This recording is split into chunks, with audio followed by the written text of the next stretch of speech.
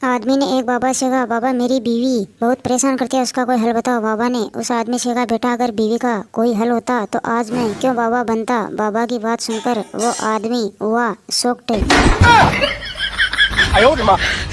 पति पत्नी से बोला, मैं तुम्हारे साथ 100 साल तक रहूंगा और 100 साल तक तुम्हें भरपूर प्यार करूंगा। पत्नी ने पति से कहा, क्यों फिर उसके बाद काम मुंह मारने का इरादा है। बोलो चुप को हो गए और करो प्यार भरी बातें अपनी बीवी से।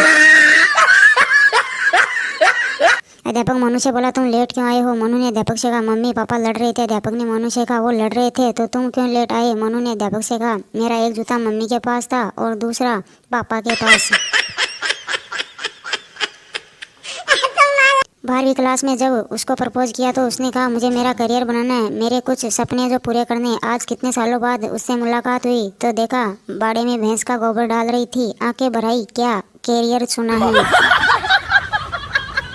रमन, मैं चिंटू को लेके बहुत टेंशन में हूँ। उसकी राइटिंग इतनी खराब है कि उसका लिखा ठीक से पढ़ा ही नहीं जा सकता। चमन, चिंटू की राइटिंग खराब है तो तुम क्यों टेंशन में हो। रमन, दरअसल परीक्षा में चिंटू ठीक मेरे आगे ही तो बेटा है।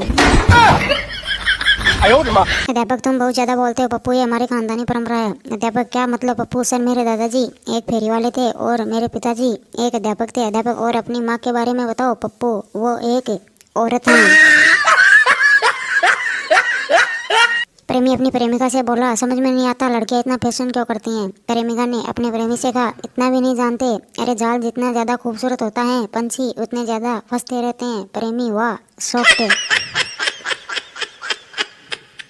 ट्रैफिक सिग्नल पर बॉयफ्रेंड अपनी गर्लफ्रेंड से, जान मैं तुम्हारी आंखों में सारा जहां देख सकता हूँ।